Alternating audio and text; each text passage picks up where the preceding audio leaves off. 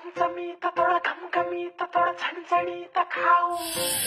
पोटाला मनाशी थोडं बोलायचं हाय, चमचमीत थोडं झणझणीत आता बनवायचं काय.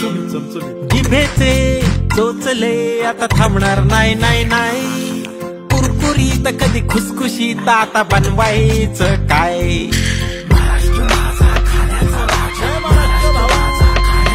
पुण्याची भाकरवाडी, कोकणात सोलकढी, नाशिकची मिसळ तर ठाण्याची भेळ भारी, खानदेशी कालवण विदर्भाचा ठसका, मुंबईचा वडापाव मराठवाड्याचा ठेचा.